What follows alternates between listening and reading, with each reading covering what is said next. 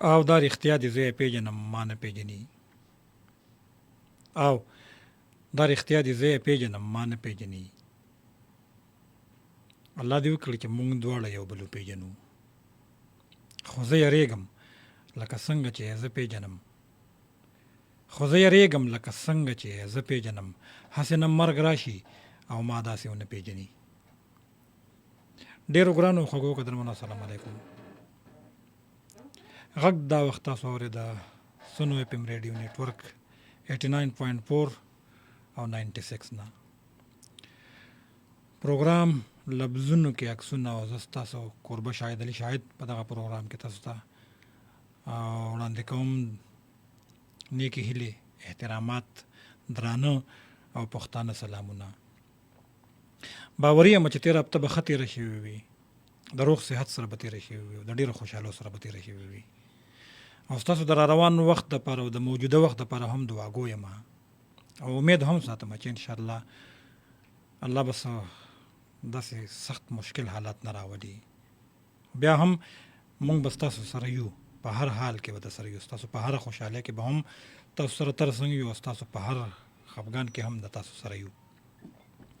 قدرمنو بالکل دغه پروګرام ستاسو دپاره په دې شپه راوړم. نن مې هم ستاسو دپاره پروګرام راوړی دی. نور حکیم نوري صاحب زموږ سره په دغه پروګرام کې زموږ تکنیکی همکار دی، بلکې زموږ پروډوسر دی. هغوی ته هم مننه وایم، زما سره ناست دی او تر د 9 بجو پورې زموږ او ستاسو ملګرتیا روانه ده. قدرمنو بالکل تاسو ته یاد وي چې په دغه پروګرام کې زه ناول راوړم، تاسو سره شریکوم. نن هم د ناول برخه مې راوړې ده او هغه به تاسو سره شریکوم، او بیا به د هغې نه پس تاسو سره ګورم څومره وخت زموږ سره وي، څومره ملګرو سره خبرې کولی شو نو خبرې به هم کوم، او د هغې دپاره نمبر به زه تاسو ته بیا هم در یادوم، اوس هم یادوم چې 5254 دغه زموږ د سټوډیو نمبر دی، او په دې باندې مونږ او تاسو بالکل د یو بل سره په دغه ژوندۍ خپرونه کې خبرې کولی شو د 09 سره چې دغه زموږ د پېښور سیمه ییز کوډ دی. نو انشاءالله چې زه به د ناول برخه وایم او د هغې نه پس به بیا تاسو سره په ټلیفون که کېدی شوي د څومره ملګرو سره د هغوی سره به خبرې کوم انشاءالله. خو دا وخت زما سره د ناول چې کومه برخه ده هغه شریکوم، د ناول 14مه برخه به زه شریکوم. ناول دی میلمنه، او دغه ناول چې دی نو راوړی دی د لیکلی دی پرویز شیخ صاحب. زه غواړم چې د 14مې برخې مختصرا حال ووایم تاسو ته، او د هغې نه پس بیا لاړ شم 14مې برخې ته. قدرمنو ویلی شوي وو چې د شاکر خان د واده بندوبست شوی و او هما خپلې کمرې ته بوتلی شوې وه، بنارسۍ ورته هم اچولی شوې وه، د ناوې په جوړه کې ناسته وه، او د شاکر خان پلار په حجره کې د هغه د رونو سره، یعنې د شاکر خان د ترونو سره ناستو. د حجرې په کمره کې نور میلمانه هم تلل راتلل، د شاکر خان انتظار یې کوو، ملا یې هم راغوښتې و، د هغې نه اختیار اخیستلی شوی و د هما نه، او چې هما چې دی نو د شاکر خان تپوس هغه وکړه د خپل یو نوکر نه چې هلکه دا ولې دی لیټ دی رحیمو. هغه ورته چې دی دا وخت هر د 2 میاشتو راسېځي او ماسخوتن راځي هلته ارامګاه ته، بهرحال لاړ شي ورپسې. په دغه دوران کې هغه د هغه لټون کوه، او بیا چې دی نو هغه پیدا نه شو، چونکې هلته چې دی لاړ د هغه سپلی یې وموندې او شلېدلی لاړ. بهرحال د هغه په ټلیفون باندې رنګ راغی او هغه ته وویلی شو چې یاره ستا د زوی واده دی او مبارکي در کوم. ده ورته وایي چې ته څوک یې؟ بهرحال دی د هغې نه راپاڅېدلی و د حجرې د خلکو نه، د شاکر خان پلار، او بار چمن کې ګرځېده، خو سپیکر کولاو باندې خبرې راتلې چې یاره زه چې څوک یم خو ته د خپل زوی سره خبرې وکړه. شاکر ورته ووایي چې یاره زه چې دی نو د یوې عسکري ډلې سره یم او دا وخت زه ډېر سخت په خطره کې یم، ما ته دعا کوې. ده ته پته ولګېده چې دی اغوا شوی دی، خو خبره د پټه وساتله او په بند ټلیفون ته لګیا و چې یاره ته لیونی یې او دا خو ته ښه کار نه کوې او ټیک ته و. بس بیا چې کله دې کمرې ته ورننوته هغې همایون ته تپوس وکړو د ده تره و، ده ورته ووایي چې یاره دا لیونی دی، د خپل واده په ورځ دی په پردو روغو جوړو پسې ګرځي، او وایي چې سبا مازدیګر به راځم. او بیا مولانا صاحب م رخصت کوو یو چې زه به تا ته بیا ووایم، په سبا هله دي ولیمه م ورکړه.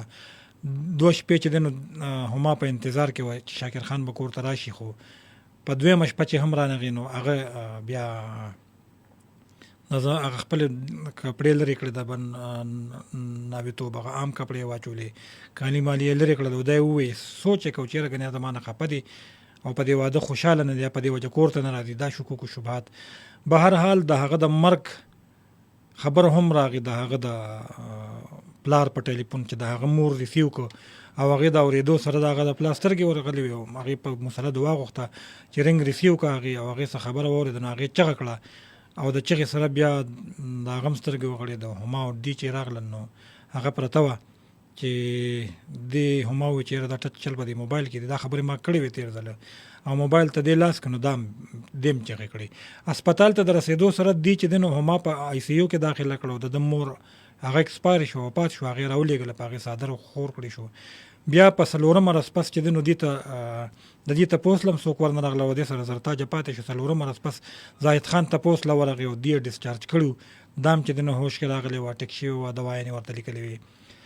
کور ته د راتلو سره چې دی نو هغې ته پته نه وه زرتاجې ته چې یاره څه مسله ده او هغې دې له څوک ستړي مشي له هم رانغله، چا ورته په خیرالي هم ونه وي او څو خدمتګارې صرف راغلې او بیا دې د زیتون نه تپوس وکړو چې هغې ورته هغې دواړه دې الله وبخي او ډېر لرې تللي دي، هغې بیا واپس د راتلو نه دي.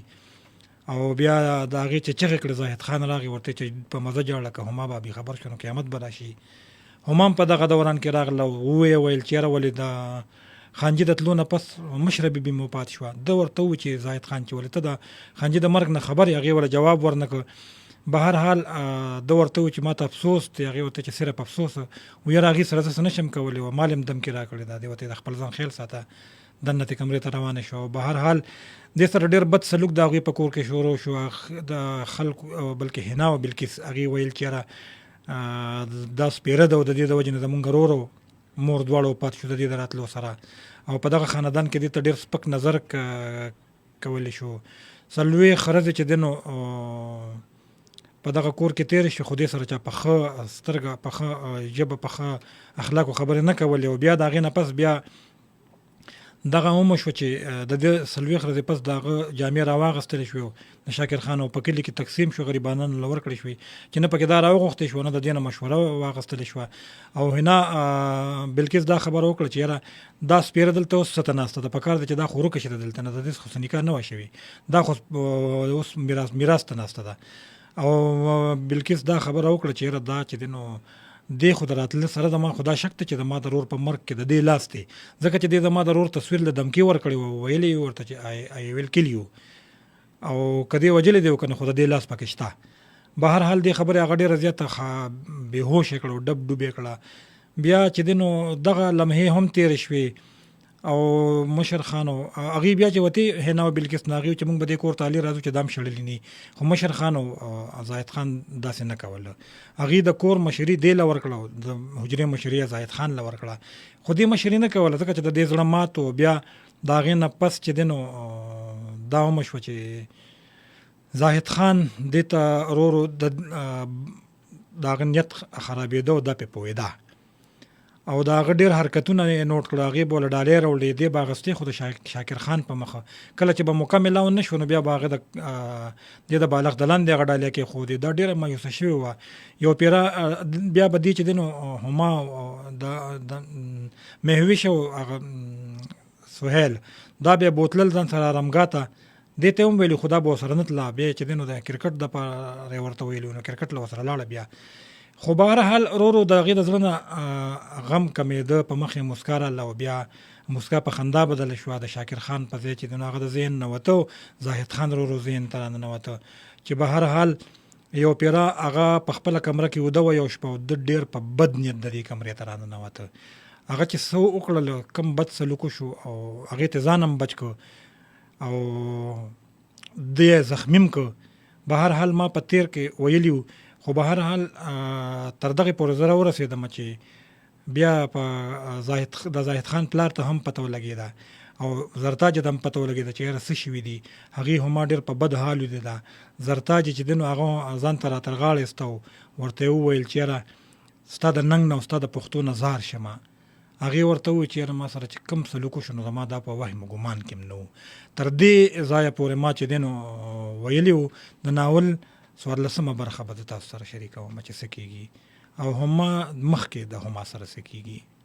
14 ټوک زرتاج د هما د ډاډ دپاره مسکی کېږي او ورته وایي تا چې د هغه سره کم کار وکړه که نه نو د هغه په خیال او ګمان کې هم نو ټول عمره به یې یاد ساتي. د هغه دپاره ولې دا خبره پوره نه ده چې د مشر خان په مخ کې حیا لاړله او دومره وشرمېده. بیبي مشر خان وایي چې هما د ما پورې راشي. هما نه زرتاجي زه د هغه مخې له چېرته ورتلی شم، ما له د هغه نه حیا راځي او ته ما ته وګوره زه په څه حال کې یم. زرتاجه زه مشر خان له یو پیاله چای تیاروم قهوه او ته ورشه کپړې بدلې که او بیا راشه. هما نه زرتاجي زه خو نه د مشر خان سره په دې حواله لیدل کولی شم او نه څه ویل غواړم. دې سره هغه د بورچې خانې نه وځي او ډکې سترګې خپلې کمرې ته روانه شي. کمرې ته د ورننوتو سره یې ځان پسې خپله دروازه پورې کړه د خپلې کمرې او په خپله بستره کې سملاسته. زاهد خان سهار وختي د ناشتې نه مخکې د کور نه ووته او په تلو تلو کې یې زرتاج له یو چټ ورکړ. هما تر ناوخته پورې وده وه او کله چې د هغې خوب پوره شو نو په خپل طبیعت راپاڅېده، غسلخانې ته لاړه، کپړې بدلې کړې او د هغې نه پس د ناشتې دپاره بورچې خانې ته لاړه. په ناشته کې ترې نه زرتاج تپوس وکړ بیبي شپه څنګه تېره شوه. هما د شپې تپوس مه کوه زرتاجي، شپه وکه بلا وه. اوف الله. زرتاج د هغې د زړه ساتلو دپاره د هغې سره خوږې خبرې کولې. چې کله هغې ناشته وکړه نو ورته یې وویل هما بیبي مشر خان په خپله کمره کې ستا انتظار کوي. هما وویل زما انتظار کوي؟ خو که مشر خان زما نه د بیګانې په واقعه په حواله تپوس کوي نو زه به ورته څه وایم. زرتاجه ته هېڅ هم هغه ته مه وایه، هغه هر څه په خپله لیدلي دي، تا نه په دغه حواله څه تپوس نه کوي، هغه صرف تا لیدل غواړي. هغوی چې د مشر خان کمرې ته ورشي نو هغه پټې سترګې پروت وي او د سترګو په اوتکو کې یې 2 غټ غټ څاڅکي ځلیږي. هغه په پټو سترګو لګیا و، د ځان سره یې وی شاکره بچیه ستا مرګ خو زما د زړه نول شو، درېغه چې ما ستا مرګ نه وي لیدلی، افسوس چې ستا په ځای زه مړ وي. چا رښتیا ویلي دی چې 100 دې عمره خو یو دې ممره، افسوس مونږ دې ټول نو خو چې یو ته وي. هغه لا لګیا و، د ځان سره یې خبرې کولې، پته نه لګي چې نور به یې احساسوي، خو د هغه د پام د راګرځولو دپاره زرتاج روغ غوندې ټوخي وکړ. مشر خان چې په ښکالو پوه شو نو خپلې سترګې یې وچې کړې او هغوی ته یې د ناستې دپاره اشاره وکړه. هغوی چې دواړه کله د هغه مخې ته کېناستې نو د مشر خان سترګې وغړولې، هما طرف ته یې وکتل او پوښتنه یې وکړه هما بچیه تا سره بېګا څه واقعه شوې ده؟ هما سترګې ښکته کړې او هېڅ جواب مشر خان له ورنه کړي.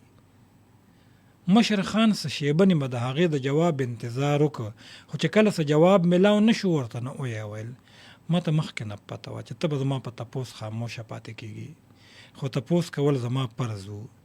هما بچیه ته زما هغه وفاداره لور یې چې زما د مړ زوی په پت کې تر اوسه ناسته یې. زه چې تا ته ګورم نو د خپل مړ زوی مینه مې در باندې ماتېږي. زه دا نه وایم چې ګینې هغه مړ دی، بلکې ستا موجودګي ماله د هغه د ژوند احساس راکوي. خو حقیقت وي. زه دا منم چې ستاسو د یو بل سره ډېره بې کچه او بې شانه مینه وه، خو افسوس په دې خبره چې د هغه ژوند وفا ونه کړه.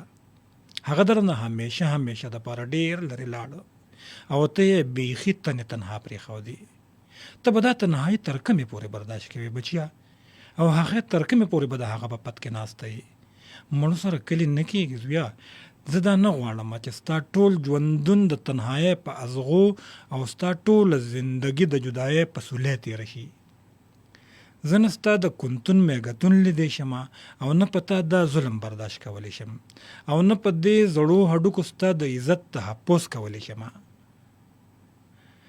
زه دا نشم لیدلی چې زما په کور کې د ستا عزت تعالی والا شي او زه ستا د بېعزتۍ تماشې ته په بېوسه نظر په غټو ګورم. زه دا نه غواړم بچی زما چې زما د شاکر خان بچی په پت کې ناسته لور زما په کور کې د ظلم زیاتی او ناجایزه خواهشاتو ښکار کېږي او زه د بریتو سوکې ته وهمه. هما لورې ته مخکې هم زما لور وي، ځکه چې زما د دوست بلکې زما د رور اولاد وي، او بیا به هم زما لور وي، او تر څو چې زما سترګې غړېږي که نه، نو دا رشته به نور هم پخېږي. ته که په هر ځای کې نو ستا حیثیت به زما د لور وي، خو زه ډېر په افسوس سره دا خبره کوم چې زه په دې کور کې ستا د عزت تحفظ نشم کولی، ځکه چې زه په خپله سټه ناتوان یم. تا چې په دې کور کې د شاکر خان په پت کې څومره وخت تیر کړ او د هغه د عزت او د یادونو د څومره خیال وساته، نو بس بچیه بس دا ډېره وه، بلکې د ډېره نه هم ورتېره ده. اوس زما له خوا ته پوره اجازت دی، ته آزاده یې چې د چا سره هم ته په خپله خوښه واده کولی شي، نو بالکل کولی شي، ستا مرضي د لورې. او دا هم وره چې ستا د واده ټول داج او تاوان دا به د قاضي صاحب په سر نه وي، بلکې دغه تاوان به ټول زما له خوا وي، ځکه چې زما هم لوري. او ستا ډولۍ به د قاضي صاحب د کور نه بلکې زما د کور نه وځي، بلکې د هغه چا کره به ځي چې د چا سره ته واده کول غواړې، که هغه زما دوست وي او که هغه زما دشمن وي، بالکل زه نه ماین کومه. او پاتې شو د زاهد خبره، نو د زاهد نه به زه ستا د بېعزتۍ تپوس کوم، او زما تپوس په زما په خوله نه وي، بلکې هغه به زما د ټوپک په ژبه وي. د مشر خان په دې اوچه کلکه خبره هما خپلې سینې له لاس را اچوي، وایي په رپېدلو او ترهېدلو شونډو د یرې په انداز کې وایي، نه باباجي ما دپاره به داسې نه کوي، ما د خپل عزت تپوس په خپله کړی دی، هغه له مې جواب هم ورکړی دی. زما د عزت دپاره خپل کور په خپله مه ړنګوه. مشر خان وویل بچیا زما کور هغه وخت ړنګ شوی دی کله نه چې شاکر خان زما د کور نه وتی دی، چې هغه لاړه که نه نو دې هم ورپسې وي، د ده پتلو هېڅ سفرک هم نه پرېوځي. خو ما نه باباجي داسې به نه کوې، سوال درته کوم، منت درته کوم، تاسو به ما تنګ شوی، زه به درنه لاړه شم، خیر دی، خپل ځان به په سین لا وکم، خو نه به د خانجي یادونه هیر کم، نه به د هغه په امانت کې خیانت وکم، او نه به هغه کور ته واپس لاړه شم د کم نه چې زه راوتی یم. زرتاجه هما بیبي ته د خان بابا په خبره پوه نه شوې، مشر خان نه په تا تنګ شوی دی او نه تا د کور نه ایستل غواړي. خان بابا ستا په ناموس هر څه ته تیار دی، خو که ته تیاره شوې. هما زرتاجه ته څه ویل غواړي؟ زه ستا په مطلب پوه نه شومه، خبره واضحه وکړه. زرتاجه هما که زه درته د درېمګړي په حیثیت خبره وکړم نو خفه کېږې، خو به نه. هما ته خبره وکړه نو بیا به کدی شي. هما خان بابا ستا د یوې اشارې انتظار کوي، که ته غواړې نو هغه وجلې هم شي، او که ته غواړې نو هغه ماپ کولی هم شي. هما زما لخوا هغه ماپ دی، په ما چې څه تیر شوي دي نو ما هغه هیر کړي دي. زرتاجه نه که نه بیبي هغه خو تا هیر کړل، خو که بیا داسې واقعه چېرته بالفرض پېښه شي او د هغې نوعیت د دې نه هم زیات وي، نو بیا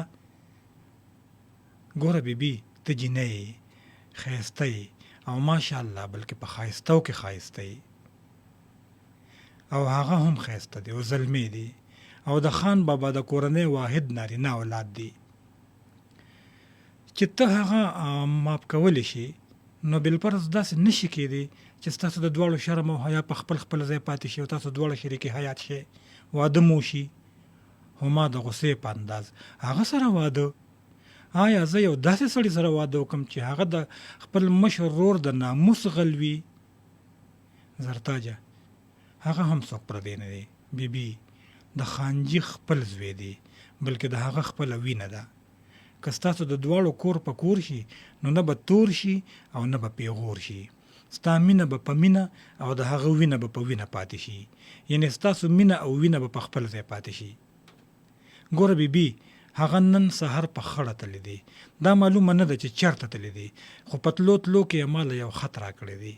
هغه د خپل پرس نه هغه خط راخلي کم چې زاهد خان دې ته سهار په خړه ورکړی او دی له یې ورکوي، او وایي ورته بیبي زه په لیک لوست نه پوهېږم، ما نه دی کتلی، ته یې په خپله ولوله چې دې کې یې څه لیکلي دي.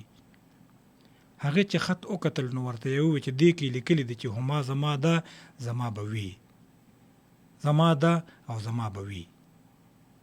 زرتاجه د دې په باره کې ته څه وایې؟ هغه ډېره شیبه چپ وي او بیا د ډېرې خاموشۍ نه پس وایي زما واک مخکې هم د باباجي سره و او اوس هم د باباجي سره دی. دې سره هغه پاسي او د کمرې نوځي. هغه مسکی شي او مشر خان ته ګوري وایي خان بابا مبارک شه.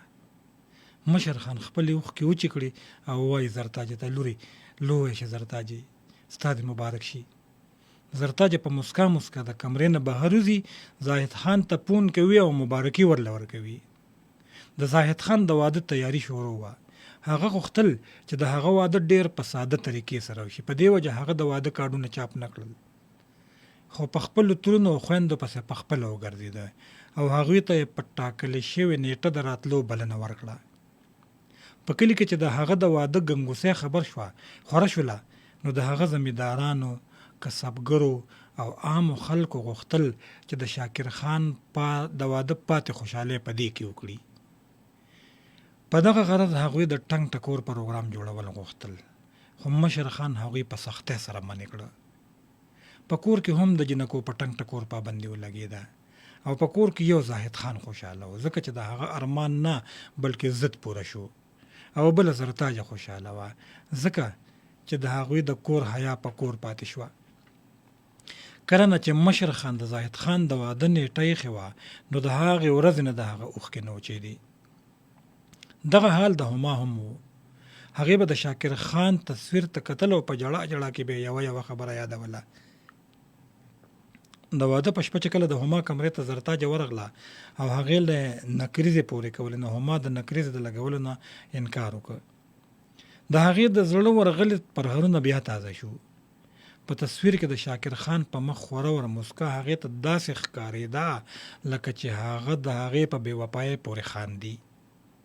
د واده شپه وه او د دغه خوشحالۍ په موقع د هغوی د خپلو خپلوانو د راتلو ښه پوره امکان و، خو نه د هغه خویندې راغلې او نه د هغه ترونه تربوران. وجه هم دغه ده چې هما هغوی نه برداشت کوله په دې کور کې. د زرتاج دا خیال و چې د هغه خویندې حنا او بلکیس راشي، نو هغوی به نوې په خپل لاس تیاره کړي. خو چې د ماسخوتنه پورې د هغه خویندې را نغلې، نو زرتاج د واده جوړه را واخسته او په زور زیاتې هغې ته بدله کړه. هغې له هما سینګار کوه چې د بهر ګیټ سره د یوه لویه غلبله جوړه شوه. په دغه شور زوک کې 6 زنانه د پولیس اهلکار هم کور ته راننوتې او د ناوې په کمره وردننه شوې. د ورتلو سره هغوی زرتاجه یو طرف ته دیکه کړله او هما یې د لاس نه ونیول او د هغې نه د هغې د نوم تپوس وکړ. د خپل نوم په ښودلو هغوی هما د بیډ نه کوزه کړه او د ځان سره یې روانه کړه. هما هغوی ته او زرتاجه ته په حیرانتیا کتل، لکه چې د هغوی نه په چپه خوله تپوس کوي چې داسې دي او دا زما سره څه کېږي. خو هما له هیڅ چا هم څه جواب نشو ورکولی. چې کله پولیس اهلکارو هغه د کور نه وویسته، نو زرتاج زاهد خان ته کال وکړ او ټوله کیسه ورته وکړه. معلومه نه ده چې هغه چېرته و، خو چې زاهد خان کور ته راته، نو هغه په پولیس ګاډي کې کېنولی شوی و او تاڼې ته رسېدلی شوی و. هما چې دنو په زاهد خان چې کور ته راته، نو هما په پولیس ګاډي کې کېنولی شوی و او تاڼې ته رسېدلی شوی و. خو چې کله زاهد خان خبر شو، نو ډېر په تیزۍ سره ورپسې تاڼې ته ورسېده. خو هغه د ورتلو نه مخکې پولیسو په حوالات کې بنده کړې وه. زاهد خان چې د ایس ایچ او دفتر ته په قهرېدلي انداز ورغی، ایس ایچ او د هغه په احترام کې پاڅېده او سلام یې ورته وکړ. په کرسۍ ورته د ناستې ست وکړ. د کېناستو سره په سمدستي توګه هغه د ایس ایچ او نه د غوسې په انداز کې تپوس وکړ. تپوس کوم زما ناوې د په څه جرم کې راوستې، د څه جرم یې کړی دی؟ ایس ایچ او: معافي غواړم زاهد خان، زه ډېر مجبور یم، ما باندې د بره نه پرېشر دی. زاهد خان: زه ستا نه د پرېشر تپوس نه کوم، زه ستا نه د غیر قانوني اقدام تپوس کوم. د چا په حکم تا زما ناوې تاڼې ته راوستې ده؟ ایس ایچ او: زاهد خان، زه بې قانونه کار نه کوم او نه یې کولی شم. زاهد خان: د شاکر خان په ناترسه مرګ یوې پرنټ میډیا یو سټوري تیاره کړې وه او په هغې کې د هغه محبوبه د هغه د مرګ سلاکاره ګرځولې وه. زاهد خان: تا د اخبار په یوه سټورۍ باندې چې دنو دا ګناهګار وګرځول او ګرفتاره دې کړه، صرف د اخبار یوه فرضي او موضوعي سټوري ایسچو نه زاهد خان ما د اخبار په سټورۍ دا نه ده ګرفتاره کړې او نه دغسې کولی شم. های کورټ په دې باندې د هغې د ګرفتارۍ حکم چې دی نو اکشن واخیسته او ما ته اډر شو چې دا ګرفتاره کړه. هغه د میز د درز نه یو چیټی راخلی او د زاهد خان مخې ته یږدي. هغه چې کله چیټی وکتل نو ورته یې وویل ټیک ده، زما ستا په ګرفتارۍ باندې څه اعتراض پاتې نه شو، خو زه به د های کورټ دا فیصله په سپریم کورټ کې چیلنج کوم. ایسچو بالکل ټیک ده، تاسو ته پوره اجازت دی او اختیار دی، ځکه چې دا ستاسو قانوني حق دی. زاهد خان زه خپله ناوې په خپل ضمانت کور ته بوتلی شم؟ ایسچو وویل نه بالکل نه زاهد خانه، د دې نه به زه بیان اخلم او که دې چېرته خپل جرم تسلیم که نو بیا به یې مونږ چالان کو، سبا له به یې ته په عدالت کې ضمانت وکړي او کور ته به یې بوځي، او که دې خپل جرم تسلیم نه که نو بیا به پې مونږ ریمانډ اخلو او تر هغې پورې به دا سلسله چلیږي تر څو چې خپل جرم تسلیم کړی نه وي. زاهد ایسچو صاحب زما ناوې ډېره ساده جینۍ ده، هغه په دې کیسو پیسو په دې معاملو نه پوهېږي.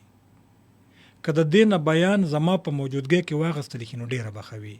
ایسچو نه زاهد خان، نه خو ستا په موجودګۍ کې د هغې نه بیان اخیستلی کیدی شي او نه د هغې د بیان د اخیستو نه مخکې ته د هغې سره ملاقات کولی شي. البته په دې کیس کې به ستاسو نه هم تپوس کیږي. زاهد خان زما نه به څه تپوس کوي. ایسچو خفه نه شي خان، خو تا خپل ځان په خپله مشکوک کړی دی. زاهد خان مثلا لکه څنګه مې ځان مشکوک کړی دی؟ ایسچو زن زر زمین دا درې واړه د فساد جړې دي.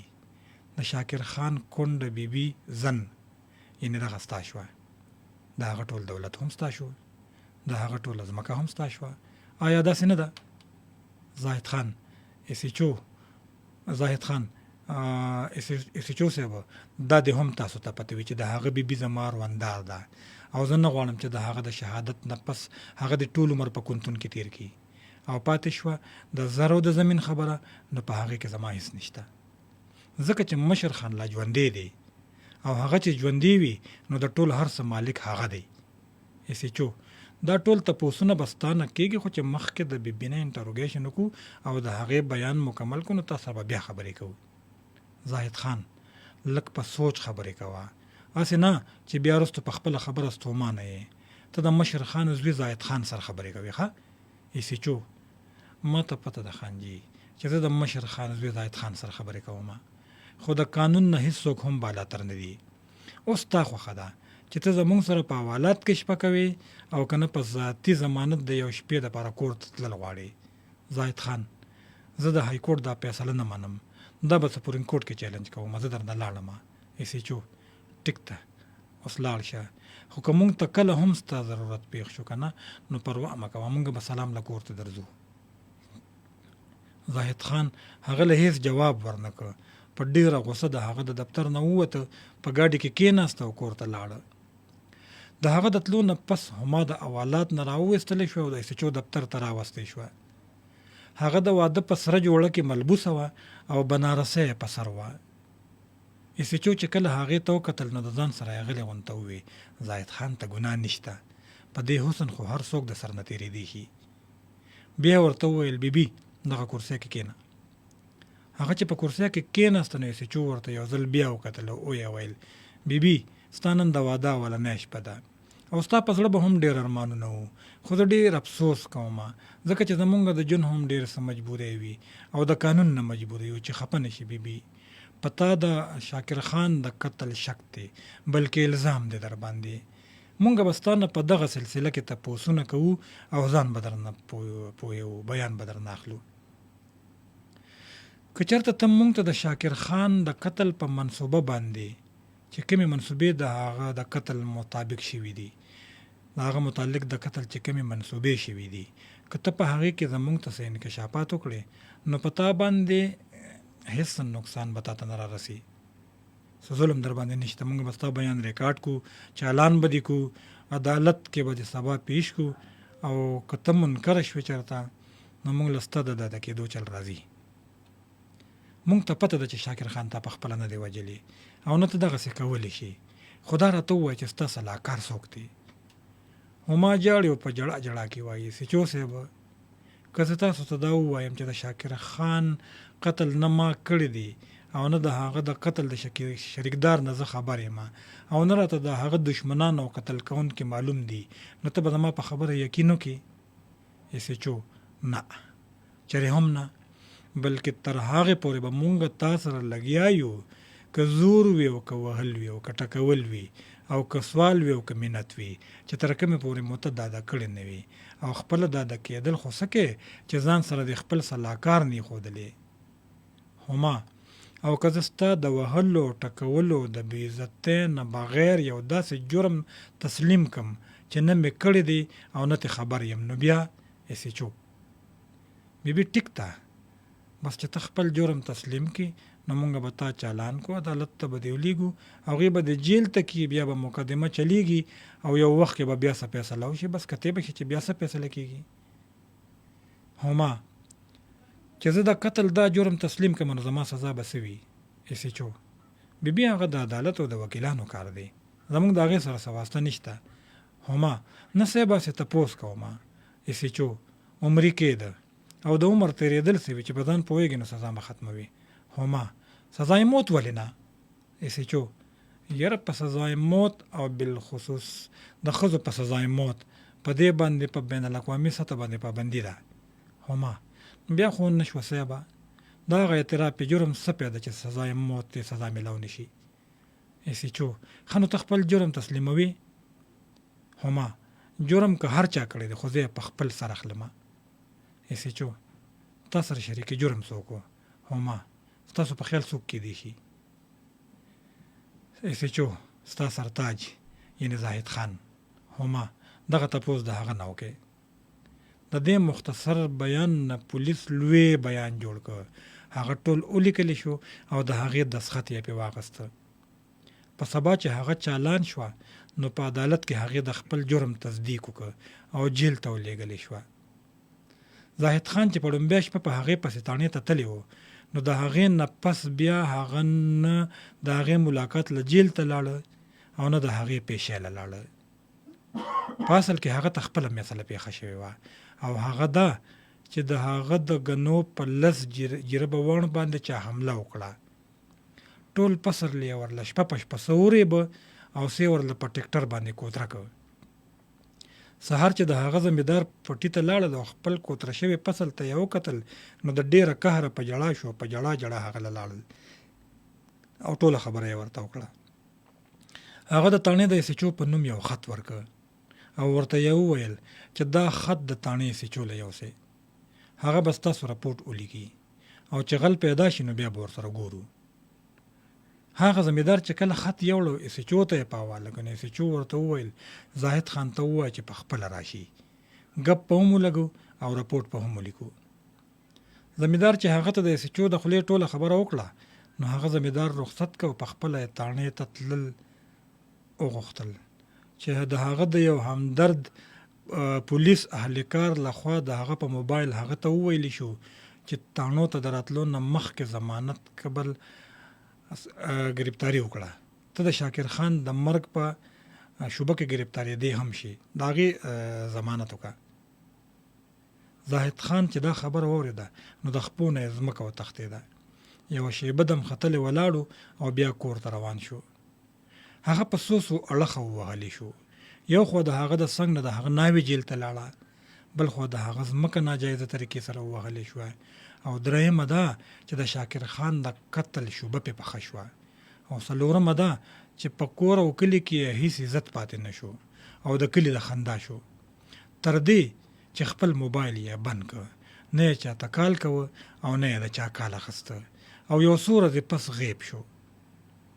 د هما د تلو نه پس د سهیل او مهوش زړونه هم مات شو. مشر خان هم په خپل غم کې اخته و.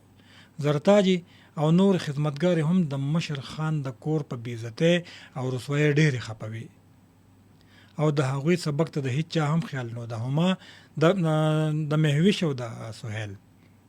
بله دا چې د هما د تلو نه پس د هغوی زړونه د سبق نه داسې ټکېدلي وو چې دواړه ځایونه ورته تورې بلاګانې ښکارېدې، هم کور او هم مکتبونه. د هغوی مرسته به د زرتاج په کمره کې وه، او چې کله به زرتاج د مشر خان د کورنۍ په حالاتو باندې جړله، نو هغوی به هم ورسره جړله. زرتاج به په جړا جړا کې مشره بیبي هما، شاکر خان او زاهد خان یادوه. په خپله به هم کړې ده، او هغوی به هم د هغوی په جړا کړېدله دواړه. هغوی دواړه چې به سهار د کور نه ووتله، نو ماښام په تیاره به کور ته راتلل. دا دومره لویه اوږده ورځ به هغوی چېرته تېروله او کوم ځای به یې تېروله؟ ظاهره ده چې په لارو کې، په کوڅو کې، په کلو کې، په پټو کې او د لویې درې د جاړو په ګرځېدو کې.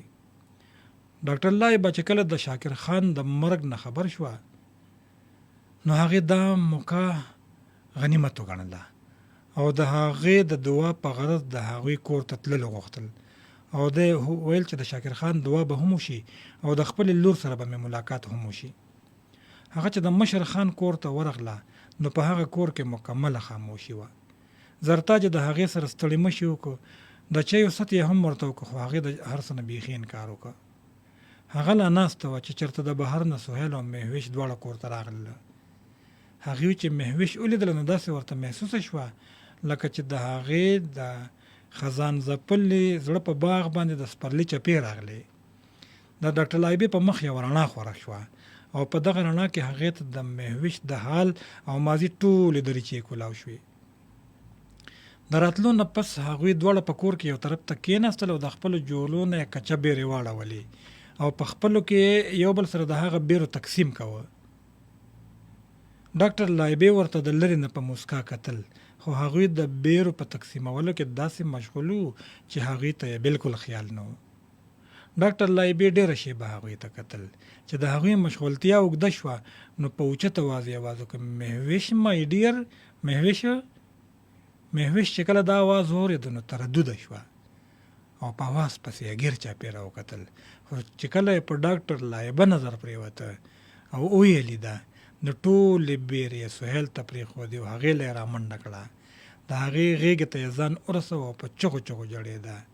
مهوش هم جړېده او ډاکټر لایبه هم د هغې په ښکلېدو کې جړېده، او هغې سره زرتاجه او نور خدمتګارې هم جړېدې. مهوش هغې ته په جړا جړا کې وویل: ماما، ته چېرته تللی وې؟ ما پسې جړل، تا پسې ما جړل، ته ولې نه راتلې؟ هغې خپلې اوښکې وچې کړې او ورته وویل: مهوش مای ډیر، آی ایم سوري، بیا به داسې نه کېږي. زه په تا پسې راغلی یم او تا د ځان سره کور ته بوځم. سهیل چې د هغوی خبرې واورېدې، نو د بیرو شمېر یې په ځای پرېښود او د هغوی په ننداره شو. مهوش په وړه ژبه لایبې ته وایي: ماما، مشره بیبي مړه شوه، خانجي انکل مړ شو، هما بیبي چېرته لاړه او زاهد انکل هم چېرته لاړه. ماما، هغې چېرته لاړله؟ ډاکټر لایبه: رابه شي لورې، ته دوا کوه نو ټول به راشي. مهوش: مشره بیبي او خانجي انکل به هم راشي، هغې چې مړه شوي دي. د هغې په دې معصومانه تپوس هغوی ټول بیا په جړا شي. تر ناوخته پورې ډاکټر لایبه ناسته او د زرتاج سره د شاکر خان په باره کې خبرې کولې. بیا د ځان سره د مهوش د بوتلو د اجازت دپاره هغې ته درخواست وکړو. زرتاج د هغې درخواست قبول کړ. هغې د لاس نه ونیوله، لاس مخلاص یې ورله ووینځله، بیا خپلې کمرې ته بوتله او صفا کپړې ورته واغوستې او سر یې ورته ګومنځ کړ او د هغې غاړه غوټه او د کتابونو بیګ یې راواغسته او بهر په کټ کې یې کېښوده.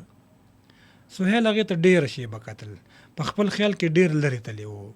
کله چې ډاکټر لایبې د زرتاج نه اجازت واخیسته، نو هغې په خوشحالۍ او په خندا رخصت کړه. د مور او د لور په خوشحالۍ کې سهیل د مهوش د خیال نه ووته، د فکر نه یې د هغه نه رخصت واخیسته او نه یې د هغه په طرف وکتل. قدرمنو، بالکل دغه د ناول 14مه برخه وه او تاسو واورېده. باور لرم ستاسو به خوښه شوي وي او دا انتظار هم تاسو کوئ چې پر روانه کې به بیا څه کېږي. دا به مونږ تاسو ته انشاءالله چې پر روانه کې وایو چې بیا دی خو لاړله، مهوش سره څه وشو او سهیل سره څه وشو او د هغې نه پس بیا د هما سره څه کېږي، د مشر خان په کور کې د زرتاج دي سره څه کېږي. دا ټولې کیسې به انشاءالله چې مونږ تاسو سره وخت په وخت ظاهرو او ښکاره کوو به یې تاسو ته. قدرمنو بالکل دغه د ناول چې دی نو نن ما 14مه برخه تاسو ته ووي او بله دا خبره ده چې زه به اوس کوشش کوم چې زه تاسو سره د ټلیفون په لیک یو ملګري نیم که چېرته زه اخیستی شم زه کوشش وکړم چې زه واخلم په 52 143 باندې. موږ سره خو وخت هم ډېر کم دی خو به هر حال بیا هم زه ګورم که زه ځان سره چېرته یو ملګري نیم شریکولی شم چې زه شریک کړم. السلام علیکم. وعلیکم السلام ورحمۃ اللہ وبرکاتہ. قربان محترم په خیر علي څنګه علي سلیم استاد جوړ یې تاسو صحت ښه دی؟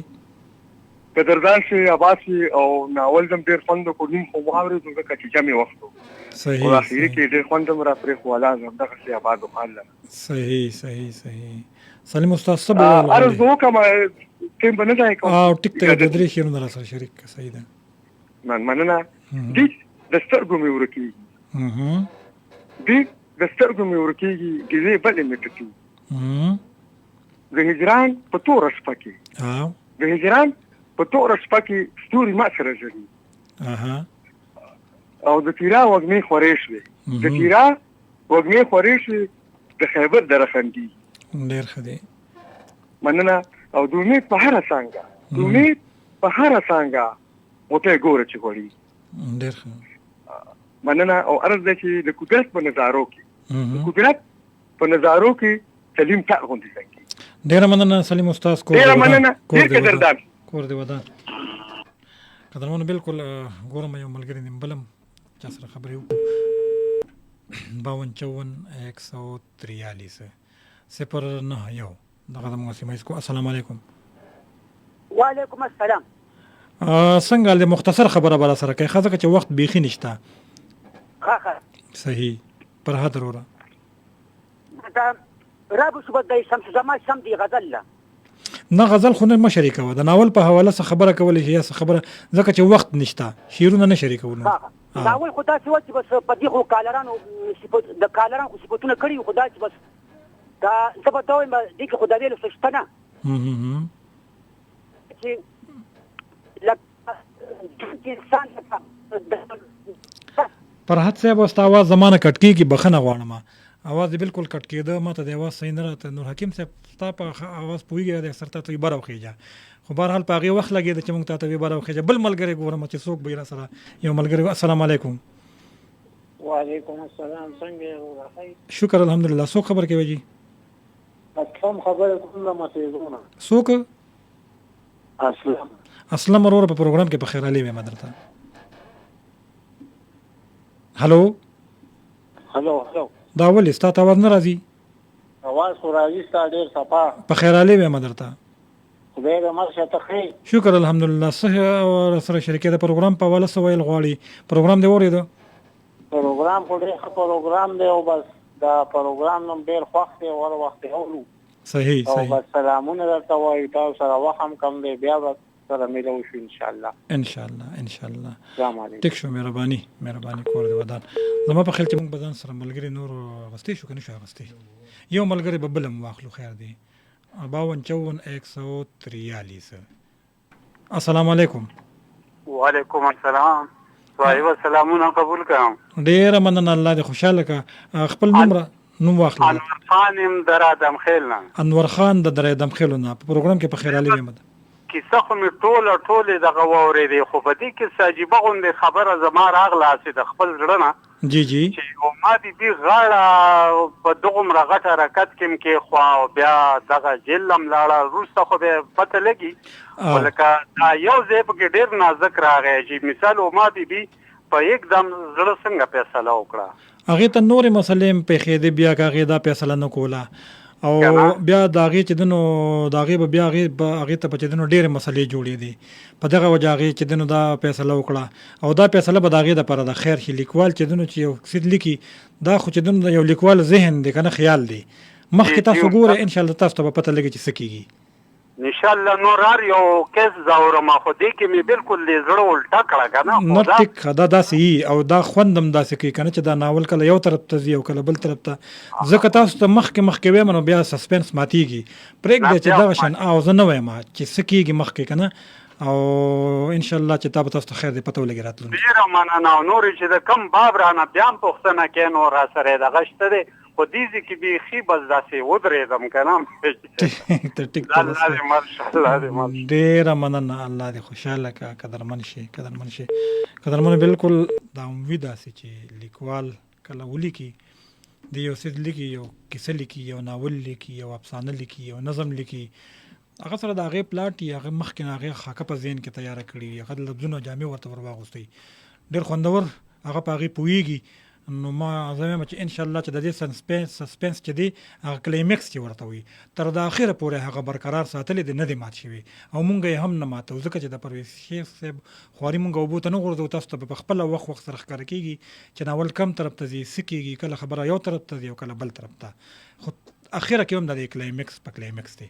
بیا هم به هر حال مونږ پروګرام تر دې وخته پورې وکړو او بل پروګرام سره به بیا راځم وخت چې دی نو دغه نور اجازت نه راکوي چې زه نورې خبرې وکړم او تر بل پروګرامه پورې بس تاسو نه اجازت زه غواړم. څومره ملګرو چې مونږ واورېدو په خاموشۍ سره چې مونږ کوم ملګري اوري یقینا چې دغه بې غرضه او بې لالچه ملګري دي هغوی مونږ سره وخت تېروي خو د زده کړې دپاره. نو د هغه ملګرو د ټولو نه زیاته مننه کوم او کوم ملګري چې راغله د هغې هم مننه کوم ولې چې دغه هم زمونږ سره سفر کوي زمونږ ته خپل موجودګۍ احساس راکوي نو د هغې هم ډېره مننه کوم خو د خاموش اورېدونکو ډېره مننه کوم. قدرمنو بالکل تر بل پروګرامه پورې اجازت غواړم هر چېرته چې شپه مو په خیر خواږه خوبونه مو په برخه ښاد آباد او بریالي اوسئ د الله په امان.